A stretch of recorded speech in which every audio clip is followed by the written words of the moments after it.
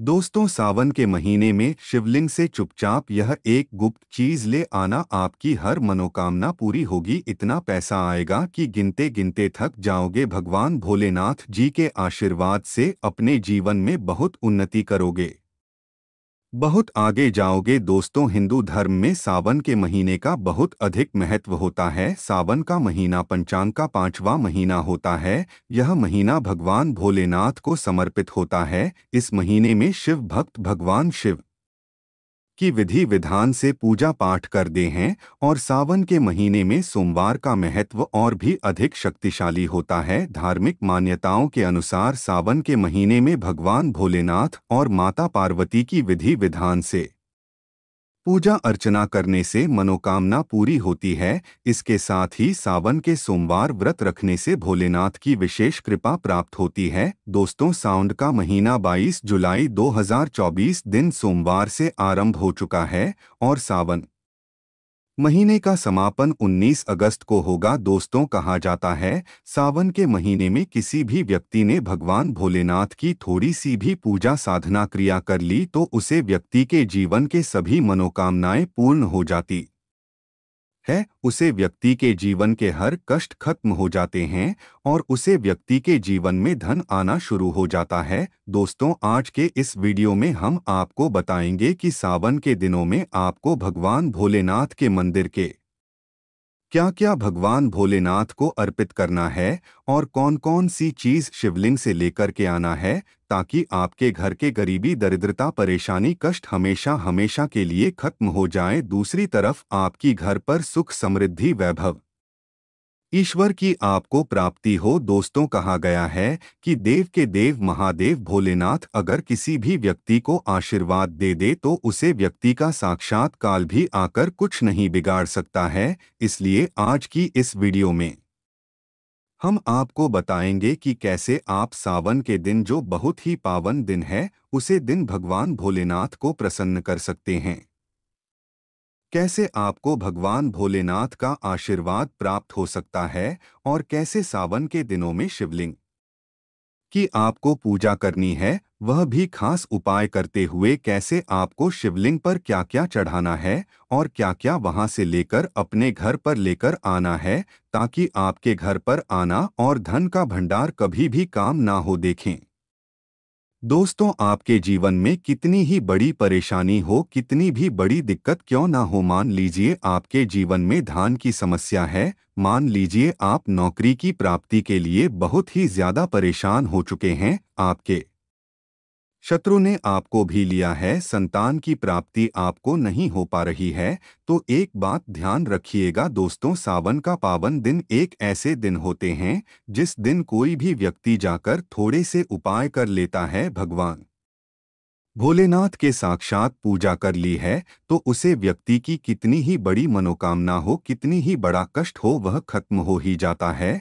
और उसकी मनोकामना पूर्ण हो जाती है। दोस्तों, मान लीजिए आपके ऊपर कोई दोष लगा हुआ है, जैसे वास्तु दोष या कोई भी दोस्त लगा हुआ है, तो आपको सावन सोमवार के दिन थोड़ी सी पूजा करनी है और आपका दोस्त खत्म हो जाएगा। आपके जीवन से सभी परेशानियां चली जाएगी और आपके जीवन में जो धन आना बंद हो गया था, उसका आगमन वापस शुरू हो जाएगा। माँ के चलिए आपके जीवन में कभी भी कोई परेशानी नहीं रहेगी। बस दोस्तों, आज की इस वीडियो को लास्ट तक देख लीजिए और माँ के चलिए भगवान भोलेनाथ के आशीर्वाद से आपकी सभी मनोकामनाएं भी पूरी होगी और आपके जीवन के सभी परेशानियां भी चली जाएगी। दोस्तों, अगर आप भगवान भोलेनाथ के सामने पूजा करने जा रहे हैं तो माँ के चलिए दोस्तों, अपने अगर कोई गलती कर दी है तो भगवान भोलेनाथ आपसे क्रोधित हो जाएंगे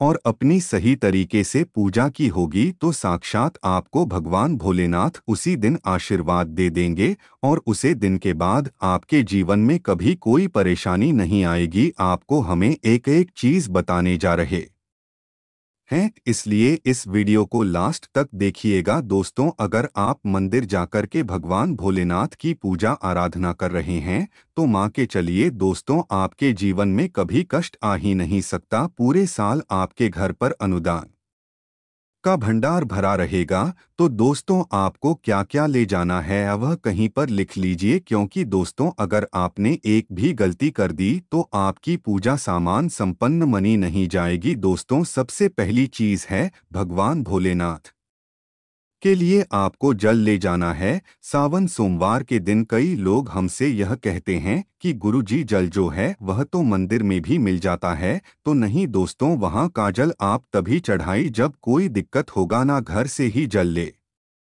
जाना चाहिए। आखिर घर से जल क्यों ले जाया जाता है, इसकी भी बात सुन लीजिए। घर से इसलिए आपको जल ले जाना है ताकि आपके घर का जो जल ले जा रहे हैं भगवान भोलेनाथ पर चढ़ने के लिए, इस जल के द्वारा आप भगवान से जुड़े जाएंगे। उसे जल के द्वारा आप भगवान को अपनी सभी दिक्कतें बता पाएंगे और उसे जल को जैसे ही भगवान भोलेनाथ पर आप चढ़ाएंगे अपनी समस्याओं को बताते हुए, वह समस्या आपकी खत्म हो जाएगी। इसलिए घर से जल ले जाएगा। आप सबसे जरूरी चीज जो जल ले जा रहे हैं उसमें तो 4 बूंद गंगाजल जरूर डाल दीजिएगा, क्योंकि गंगाजल डाले बिना आपकी पूजा संपन्न नहीं मानी जाएगी। दोस्तों, दूसरा आपको 3 पत्ते वाला बेलपत्र ले जाना है। दोस्तों, बेलपत्र बहुत ही शुभ होता है, इसलिए बेलपत्र जरूर ले जाएगा। तीसरा, आपको सफेद पुष्प ले जाना है। सफेद पुष्प भगवान भोलेनाथ को चढ़ाए जाते हैं, इसलिए सफेद पुष्प पर भगवान भोलेनाथ के लिए आपको ले जाना है ताकि भगवान भोलेनाथ का आशीर्वाद आपको मिल सके। इसके बाद आपके जीवन के हर परेशानी खत्म हो जाएगी। सफेद चंदन ले जाना अनिवार्य होता है। दोस्तों, भगवान भोलेनाथ को अगर आप दूध अर्पित करने जा रहे हैं तो एकदम कच्चा दूध होना चाहिए, पका हुआ दूध नहीं होना चाहिए, कच्चा दूध होना चाहिए। और आपको और क्या क्या ले जाना है, देखिए, अगर आप चाहते हैं कि आपकी हर मनोकामना पूरी हो तो एक डिब्बा लीजिए, उसमें काली मिर्च भरकर ले जाइए। देखिए, बहुत ध्यान से सुनिए, जितनी आपको बातें बता रहे हैं। एक डिब्बे में काली मिर्च भर के एक लाल कपड़ा लीजिए, उसमें लौंग कपूर, इसको मौली धागे से बांध करके आपको अपनी जेब में रखकर ले जाना है। सिर्फ इतनी चीज आपको ले जानी है। सबसे पहले आपको इस बात का ध्यान रखना है कि मंदिर जाने से पहले ही कल या नीले कपड़े का धारण करके मंदिर ना जाए, वरना भगवान भोलेनाथ का आपको क्रोधित रूप देखना पड़ सकता है। सबसे पहले आपको यह करना है कि पहले धारा बनाते हुए भगवान भोलेनाथ को जल आपको अर्पित कर देना है। भगवान भोलेनाथ को चंदन लगाना है। चंदन लगाने के बाद भगवान भोलेनाथ पर 3 पत्ते वाला बेलपत्र रखना है। 3 पट्टी वाला बेलपत्र रखने के बाद आपको भगवान भोलेनाथ पर सफेद पुष्प अर्पित कर देना है। सिर्फ इतना आपको करना है। दूध अगर आप चढ़ना चाहते हैं तो दूध भी आप चढ़ा सकते हैं।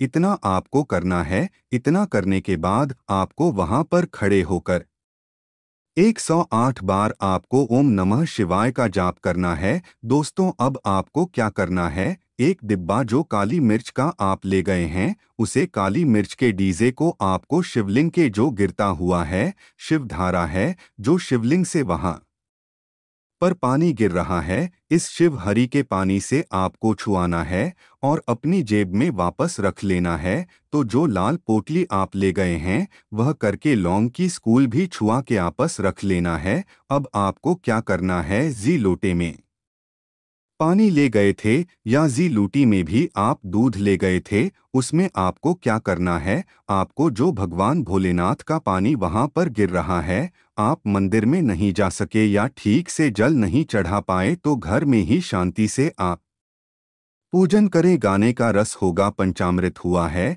इससे आप इस दिन भोलेनाथ का अभिषेक कीजिएगा। दूध दही की शहद शक्कर पंचामृत बनाकर के अभिषेक कीजिएगा। दोस्तों, फिर भोलेनाथ का श्रृंगार कीजिएगा, चंदन चढ़ाएगा।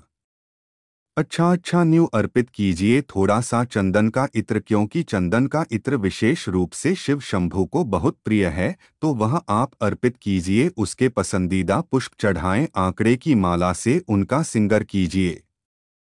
दोस्तों, कनेर के सफेद पुष्प चढ़ाए, कमल हुए, गुलाब हुए, बेल हुई या फूल आपको बहुत प्रेम है यह अर्पित करें और 5 बेलपत्र अवश्य चढ़ाएं। आप इस दिन चाहे तो या जो आपके पास बेलपत्र है इस पर आपसे श्री लिख करके या ओम नमः शिवाय या राम राम लिख करके अर्पित कीजिए। जो चिकना भाग होता है उसे पर लिखिए और यह सिद्ध शिवलिंग पर अर्पित हो। इस प्रकार से आपको बेलपत्र चढ़ाने चाहिए। दोस्तों, आप विशेषकर इस बात का ध्यान रखें कि कटे फटे बेलपत्र ना हो। जो व्यक्ति अधूरी चीज भगवान को अर्पित करता है तो उसे भी कटे फटे पत्तों की तरह ही काटा फटाफट ही प्राप्त होता है। तो इसलिए कभी भी अपूर्ण सामग्री अर्पित ना करें। दोस्तों, कहते हैं कि जब भोलेनाथ के गले में विश्व धारण किया था तो आदिशक्ति मां के कहने पर देवताओं ने भगवान शिव के सिर पर भांग धतूरा बेलपत्र आदि रखा और निरंतर जल अभिषेक किया था, जिसकी वजह से उनके मस्तिष्क का ताप काम हुआ था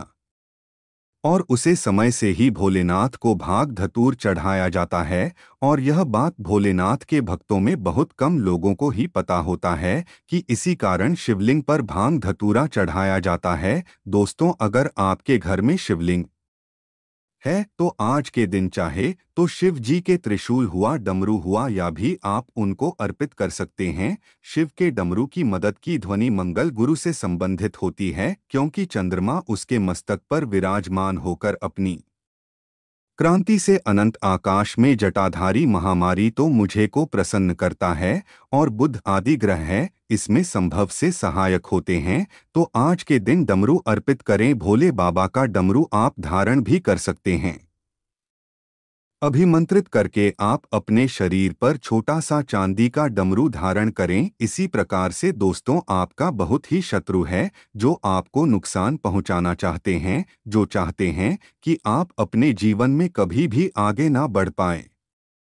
कुछ ऐसे ही आपके शत्रु हैं जो आपके घर पर नुकसान पहुंचाना चाहते हैं। तो आपको क्या करना चाहिए? इस पवित्र महीने में किसी भी सोमवार के दिन आप लोगों को बाजार से एक पीतल का त्रिशूल खरीदना है। त्रिशूल खरीद करके भगवान भोलेनाथ के मंदिर जाइए। भगवान भोलेनाथ के मंदिर जाने के बाद जो भी भगवान शिव की प्रतिमा रखी हो, भगवान शिव की प्रतिमा से दाएं चरण से इस त्रिशूल से छुए इस त्रिशूल को छुआ करके अपने घर पर पूजा में स्थापित कर दीजिए। दोस्तों, आपका लाखों शत्रु आपके पास खड़े हो वह आपका बाल भी बाका नहीं कर पाएंगे। दोस्तों, कैसी लगी आज की जानकारी? यह छोटी सी जानकारी आपको पसंद आई हो तो वीडियो को लाइक शेयर करें, चैनल को सब्सक्राइब करें, कमेंट में हर हर महादेव जरूर लिखें। महादेव आपकी हर मनोकामना को पूरी करें। धन्यवाद।